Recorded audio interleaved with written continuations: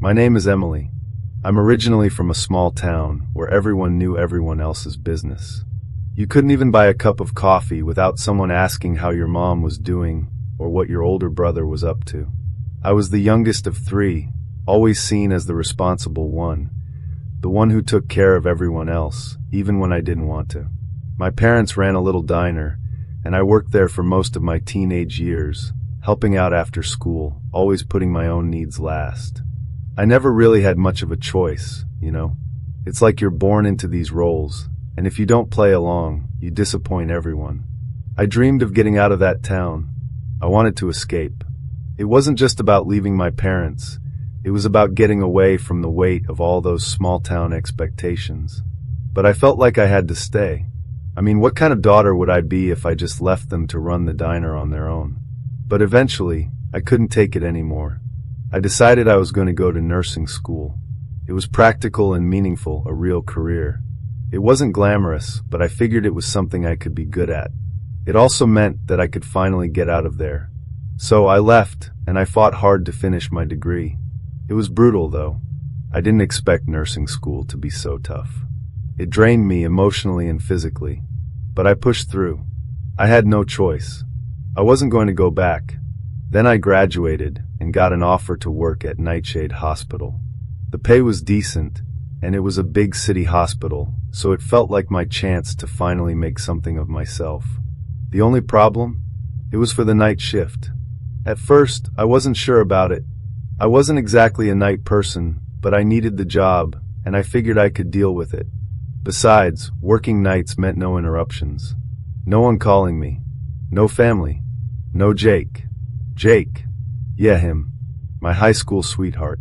It's funny how we always think we're going to end up with the person we've known forever. But over time, Jake changed. He got possessive, controlling, always telling me I couldn't do this or that. He didn't want me to leave. He wanted me to stay in that town, and live the same life we always had. I didn't want that, and eventually I broke up with him. He didn't take it well. He started showing up at my place unannounced, sending all these texts that made me feel guilty, like I had done something wrong. It drained me. I had enough. So when Nightshade offered me the job, I packed up, left the small town behind, and moved to the city. When I showed up for my first night shift, I couldn't help but feel a little excited. I was finally here, finally free of everything holding me back. The hospital was huge, towering over the street with its dark windows and towering walls. It didn't look welcoming, but I didn't care. I was done with the old life. I stepped inside, and the first thing that hit me was the silence. It was like the building itself was holding its breath. The lights flickered faintly above me as I walked in, and I noticed the front desk was empty. But before I could even think about calling out, a woman appeared from the shadows. "Welcome to Nightshade," she said. Her voice was calm, like she was used to greeting people like me. She handed me a clipboard, a set of keys, and smiled. "I'm Angela. You're on the East Wing tonight. Just a heads up, there are a few rules around here you should know about." "Rules?" I asked, half laughing, thinking she was joking. Angela didn't laugh. She just stared at me serious. "Unwritten rules," she said slowly, her eyes hard. "You follow them, and you'll be fine. Break them, and, well, you'll wish you hadn't." I didn't really understand what she meant, but I didn't argue. I just nodded and took the clipboard. "Remember these rules," she said, "and keep them in mind. Trust me." As I walked to the East Wing, my heart was pounding. There was something about this place, something that felt wrong. But I wasn't going to back out now. I had to do this. I was on my own.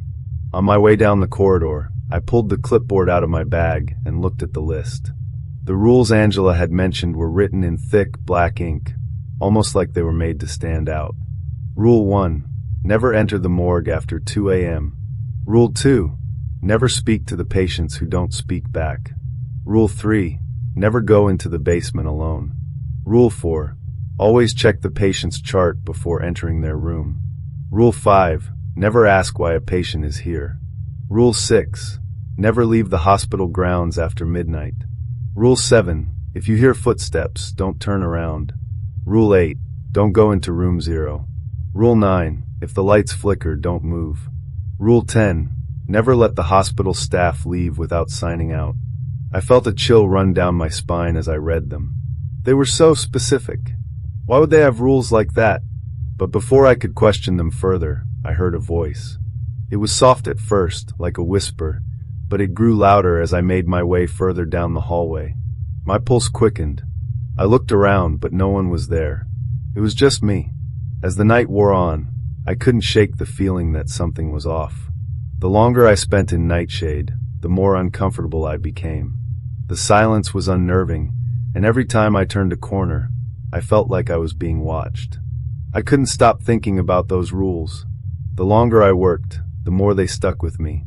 I found myself constantly checking the time, making sure I didn't break any of the rules. At around midnight, I was called to a patient's room in the East Wing. The room was dark, and the air inside felt heavy. I had been warned to never speak to patients who didn't speak back, so I stayed quiet as I checked the charts. But then something caught my eye. A notebook was lying on the floor, tucked under the bed. I bent down and picked it up, flipping through the pages. The handwriting was messy, hurried, but it was unmistakable. It was a list of rules, and this one looked familiar. Never go into the basement alone, I read aloud, the words sinking in like they were meant to be a warning. But I wasn't sure who had written it. I closed the notebook and shoved it in my bag, making a mental note to check on it later. I had a feeling the rules weren't just things we had to follow. They were warnings. Warnings that might save my life. I continued with my rounds, the whispers in the hallways growing louder, the shadows seeming to stretch and twist on their own. The hospital was alive in a way I couldn't explain, and the more I ignored the rules, the more the building pushed back. By the time my shift was coming to an end, I felt like I was walking through a nightmare. Every corner I turned, every room I entered, I couldn't shake the feeling that I was being followed. But there was no one there. No one but the flickering lights, the strange noises, and the rules that kept me on edge. By the time I hit the halfway mark of my shift, I was starting to feel like the place was messing with my head. The hospital wasn't what I thought it would be. The air felt thicker, heavier, like I was walking through some old, forgotten space. It didn't help that the hospital's layout was a maze. Long hallways with dim lighting, doors that seemed to lead to nowhere, and rooms that never quite felt right. And the staff? They were polite but distant. It wasn't like I was expecting hugs and high fives, but it was strange how everyone seemed so cold. Almost as if they weren't fully there, like they were part of the hospital, not people. I shook the feeling off. It wasn't like I hadn't been through worse. I had. The whole point of this job, the reason I took the night shift, was to have a fresh start. The quiet, the solitude, it felt like a reprieve from everything else. I wasn't looking to make friends. I was looking to get my feet under me and move on with my life. But then came the moment that shattered that sense of control. It was around 2 a.m. when I was called to a room on the far side of the East Wing. I hadn't been down that way before, so it felt a little off. When I walked in, I found a patient, an older man, lying in bed, staring straight up at the ceiling. His face was expressionless, his eyes glazed over, but there was something unsettling about the way he just stared. I checked his chart, no immediate medical concerns. Just a routine observation. But the whole atmosphere in that room was heavy, as if I were intruding on something far bigger than a sick patient. I cleared my throat. "Mr. Howard, are you feeling okay?" He didn't move. Didn't even blink. I checked his vitals, but nothing seemed wrong. It was like he was completely disconnected from the world. I should have left. I knew that. But I didn't. Something in me, maybe out of curiosity, maybe just because I felt like I should do something, asked, "Do you need anything?" He didn't reply. Not with words. But then, slowly, his lips curled into the faintest of smiles. I froze. A smile that wasn't right. It wasn't a smile of comfort or warmth. It was a smile of knowing. Like he had some secret that no one else did. And it scared me. Just then I remembered the rule. Never speak to the patients who don't speak back. I quickly excused myself and left the room, my heart pounding in my chest. I couldn't help but feel that smile still burned in my mind, like it was branded there. Something about that patient wasn't right, and I didn't want to be the one to find out why. The rest of the night dragged on, but the unease only deepened. The hospital felt like a living, breathing entity. I would walk down one hallway and get the sensation that someone, or something, was always just behind me watching. Sometimes I'd hear whispers from empty rooms, sometimes I'd hear footsteps that didn't belong to anyone. And every time I looked back, there was no one there. At one point, I was in the break room, trying to eat something quick and recharge when I overheard two of the nurses talking. They were whispering, but their words carried. "Did you see the new nurse?" one of them asked. "She doesn't know about the basement, does she?" "I don't think so. She'll find out soon enough." "They all do," the other nurse replied in a tone I couldn't quite place. There was something too casual about it, like they were talking about a normal part of the job. It's like initiation, you know? Get the rules wrong, and the hospital claims you. I froze, my fork halfway to my mouth. I didn't know what they meant by that, but the words, "the hospital claims you," stuck with me. It didn't sit right with me, not in the least. I wanted to ask them what they were talking about, but they saw me standing there and immediately went quiet. They exchanged a look, one I couldn't quite decipher, and then the conversation shifted, as if nothing had happened. But something did happen. I felt it. This place had a way of warping your reality. The rules weren't just rules. They were something else. And I had a sickening feeling that the hospital wasn't as simple as I'd hoped. I tried to focus on my rounds, but I kept hearing the same whispers from earlier. They were clearer now, like the walls were speaking to me, telling me something I didn't want to hear. As I passed one of the storage rooms, I glanced inside and saw a figure standing in the far corner, their back to me. It was a woman, dressed in a nurse's uniform. But she wasn't moving. I hesitated, my heart skipping a beat. I stepped closer, calling out softly, "Hello?" She didn't respond. I took another step forward, and then, without warning, she turned around and smiled at me. The smile wasn't like the one I saw earlier. It was colder, like it was carved into her face, an expression frozen in time. Her eyes weren't right. They were black and empty, like two voids that swallowed everything in their path. I stumbled back, nearly knocking into a supply cart, but the figure was gone as quickly as she had appeared. I could barely breathe as I turned and ran down the hall. I knew something was happening here, something I wasn't prepared for. The rules, they were more than just guidelines. They were warnings. But what happened if you didn't follow them? I couldn't stop thinking about the last rule I'd seen on the list earlier. Never go into the basement alone. What was down there? And why was it so important that I never go alone? I wasn't sure I wanted to find out, but something told me I didn't have a choice. The hospital was already taking control, and the more I ignored the rules, the more it was pulling me in. I couldn't shake the feeling that I was being pulled deeper into something dark, something I wasn't meant to understand. It was almost like the hospital had its own way of manipulating things, of nudging me toward places I didn't want to go. The whispers, the feeling of being watched, the strange encounters, it was all building up. It was only a matter of time before I had to face whatever was waiting for me. It started with a phone call. The phone in the nurse's station rang just as I was filling out some paperwork. It wasn't a call for an emergency, but the hospital had a way of doing that, making things feel urgent when they weren't. I picked up the receiver, and as soon as I did, a voice on the other end spoke in a low, raspy tone. "You're needed in the basement," the voice said, barely above a whisper. I froze. My stomach dropped. The basement? The rule had already been clear. Never go into the basement alone. I tried to speak, but the words wouldn't come out. The voice was so cold, so unnerving, I couldn't even respond. Instead, I just hung up the phone, staring at the receiver like it was a snake about to strike. My hands were shaking. My mind raced. I wanted to tell myself it was just a prank, some twisted joke from the night staff. But deep down I knew better. There was something wrong, something I couldn't explain. I took a deep breath, telling myself I wasn't going to let the hospital get to me. But as I turned around to walk back down the hallway, I couldn't ignore the feeling that the walls themselves were watching me. It was as if the place was alive, and it didn't want me there. I made my way to the elevator, hoping that if I just followed the procedure, I'd be fine. I pressed the button for the basement, the doors sliding open with an eerie groan. As I stepped inside, I could feel my heart pounding in my chest.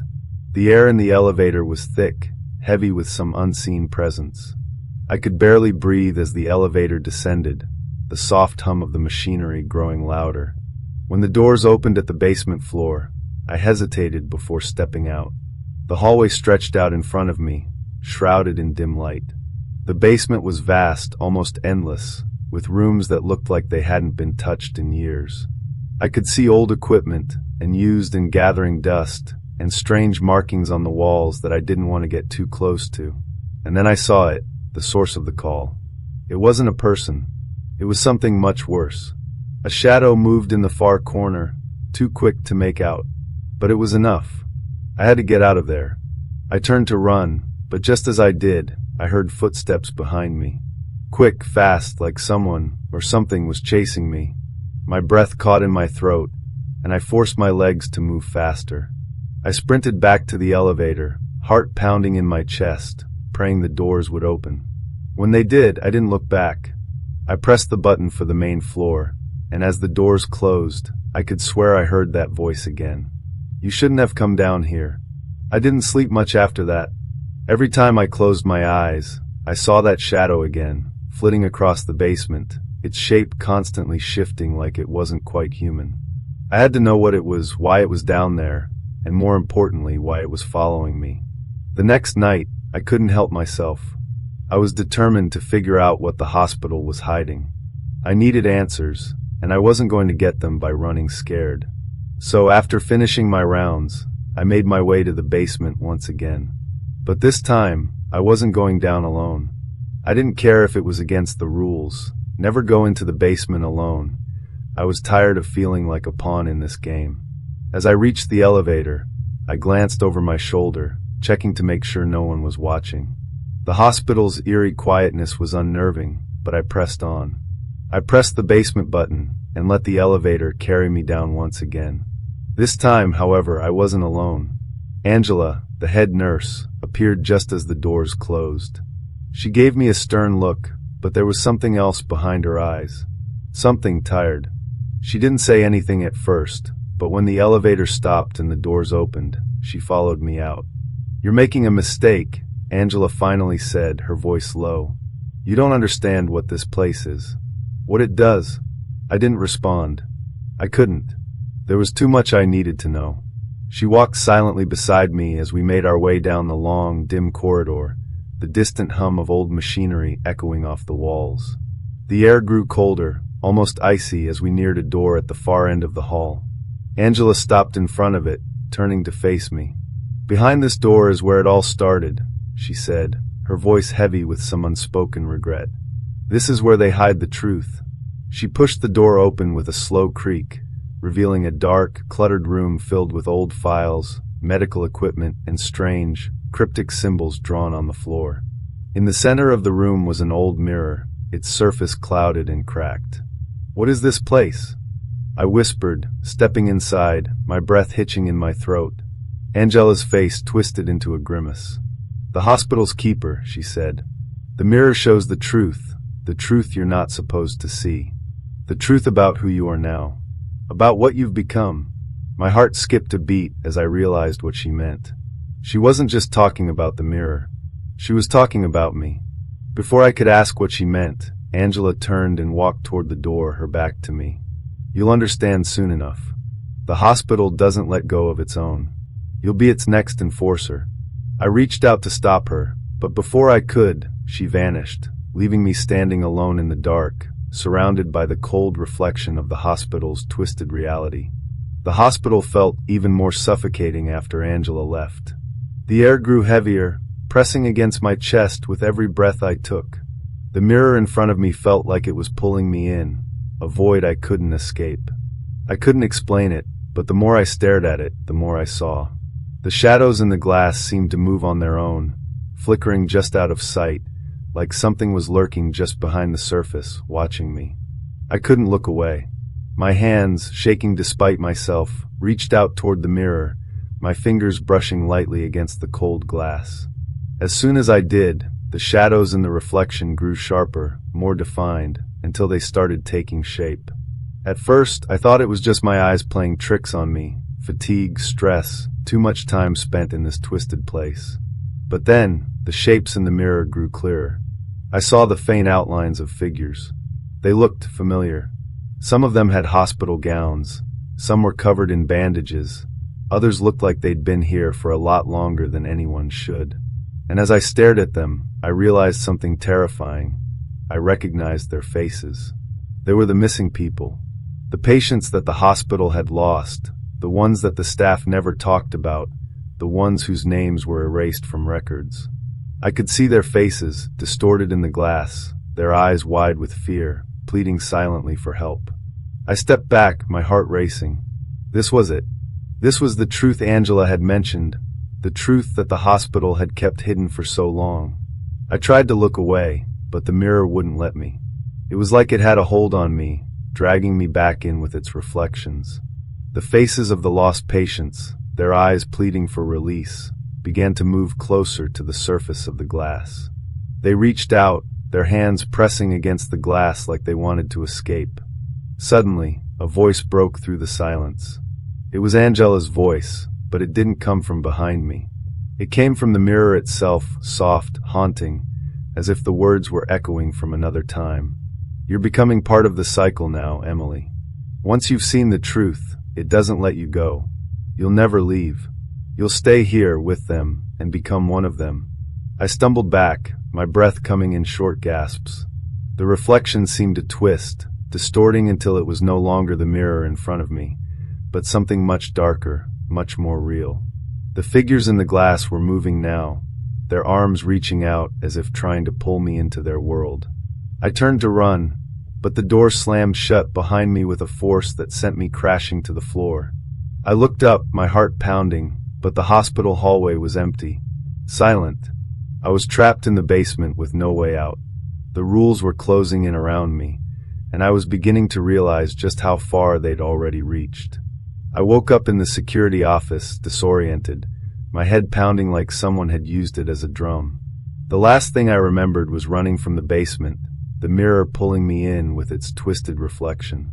But now, I wasn't sure what was real anymore. I tried to sit up, but a sharp pain shot through my side. My heart raced. The security room was dark, lit only by the flickering monitor screens. I could see my own reflection in the glass of the security window, but something was wrong. I wasn't me anymore. I stood slowly, my legs unsteady, and walked over to the window, my reflection moving before me. It was still me. At least, it looked like me, but the face that stared back wasn't right. My eyes were hollow, empty, like they'd seen too much, like they no longer belonged to me. And then I noticed it. The uniform. I was wearing the same uniform that Angela had worn earlier, the one that had seemed so out of place. It was as though I had been dressed while I was unconscious, as if the hospital had taken control of me in my sleep. I turned away from the mirror, but the reflection didn't. It stayed there watching me, mimicking my every movement. And as I stepped back, the reflection stepped forward, its eyes locked on mine. I felt a cold, unsettling sensation crawl up my spine as I realized something even more terrifying. The reflection was no longer just mimicking me. It was becoming me. The door opened behind me, and Angela stepped inside, her expression grim. "You've seen it now," she said softly, her voice hollow. "You've become part of the hospital's cycle. There's no way out anymore." My mouth went dry as I struggled to speak. What does that mean? What's happening to me?" Angela didn't answer at first. She just stared at me with those cold eyes, eyes that now seemed to reflect the same emptiness that was in my own. "You're the new keeper," she said, her voice tinged with sorrow. "The hospital has chosen you to uphold its rules. You'll enforce them, just like I did. Just like the others before us." I backed away from her, panic rising in my chest. No, I won't. I can't." But Angela wasn't listening. She turned toward the door, motioning for me to follow. "It's not a choice, Emily. You've seen what happens when you break the rules. The hospital doesn't forget. It never lets go." I wanted to scream. I wanted to run, to fight, to get out, but I knew deep down that it was too late. I had already become part of the hospital's twisted cycle. It was a part of me now, and I was a part of it.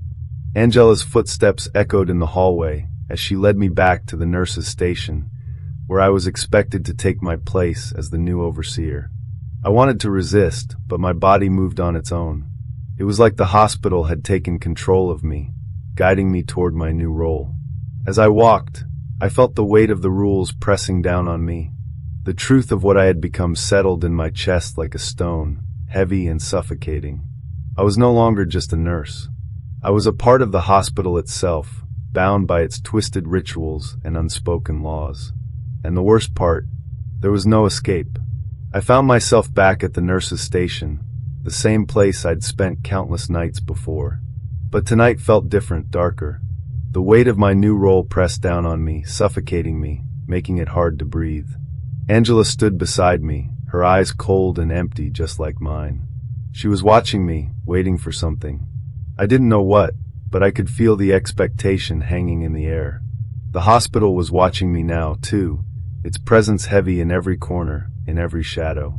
"You know what you have to do," Angela said, her voice softer now, almost sympathetic. "The rules must be kept.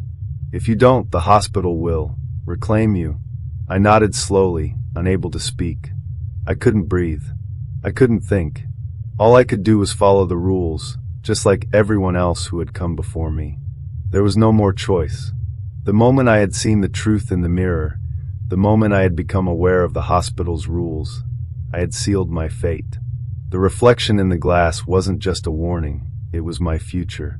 A future where I would serve the hospital, not as a nurse, but as its enforcer, its keeper, its overseer. Angela motioned toward the small hallway that led deeper into the hospital. "You'll go now. The others will be expecting you." I felt a chill run down my spine as I followed her. The hallway was dark, the lights flickering overhead like they were struggling to stay on. Every step I took felt heavier than the last. The hospital had become a maze, each hallway twisting and turning into the next. But no matter how many turns I took, no matter how many doors I opened, they all led back here, back to the nurse's station, back to the same place where I'd started. I wasn't just stuck in the hospital. I was stuck in time, in a cycle that would never end. I had joined the ranks of those who had come before me, those who had been consumed by the hospital's need to maintain its rules. And now, I was its unwilling keeper. "Remember," Angela said as she turned to leave, her voice fading into the darkness, "you can never break the rules. If you do, the hospital will punish you, just as it did to me. And just as it will to anyone who dares to defy it." As she disappeared into the shadows, I stood there alone. I could hear the whispers of the lost patients, the ones who had come before me, the ones who had failed to follow the rules. Their voices echoed in the hallways, their pleas for release fading into the darkness. But there was no escaping. There never would be. I took a deep breath and glanced around, feeling the eyes of the hospital on me, watching my every move. The reflection of the room in the glass was no longer just a mirror. It was a window into my new reality. The rules were written there, etched in blood and shadow, and they would guide me, just as they had guided everyone before me. And then I knew. I had become part of the cycle, just as Angela had warned me. The hospital had taken me in, molded me into something else, something that no longer resembled the woman who had walked through those doors on her first night. The last thing I saw before the door closed behind me was my reflection in the glass, still wearing the hospital uniform, my eyes dark and hollow, just like Angela's. And as the door clicked shut, I understood. I wasn't just the hospital's keeper now. I was part of it, and there was no going back. I didn't know how long it had been. Days? Weeks? The time felt strange in the hospital. It didn't follow the same rules as the outside world. Time seemed to bend here, twisting and warping, stretching hours into days and minutes into eternity. I had become a part of the routine, a part of the endless cycle that kept the hospital running. The rules, etched in shadow and blood, dictated every action, every moment. I could feel the weight of them pressing down on me, guiding my every move, pushing me further into the role I had been forced to play. And I wasn't alone. The hospital had its other keepers, its other enforcers, all trapped in the same cycle. I could feel them around me, in the halls, in the shadows, watching me, guiding me. Their eyes were always there, their presence lingering just out of sight, always a reminder that I was never truly alone. The patients kept coming, just as they always had. Some of them knew the rules. Some of them didn't. But all of them had one thing in common. They had all broken the rules, knowingly or unknowingly. And when they did, they disappeared into the shadows, lost to the hospital forever. I tried not to think about it, but sometimes I couldn't help myself. I would catch glimpses of the faces in the hallways, the ones who had broken the rules, the ones who had disappeared. Their faces were never the same, always distorted, always changing, but their eyes were the same. Hollow, empty, searching. I had become like them. But there was no escape. The rules were always there, watching me, waiting for me to slip up. I had seen what happened to those who disobeyed them. They were swallowed by the hospital, their souls lost to its never-ending cycle. There was no way out. There was no freedom. And so I kept going just as I was meant to. I enforced the rules day in and day out, never questioning, never faltering. I was the hospital's keeper now, and there was nothing left of the woman I once was.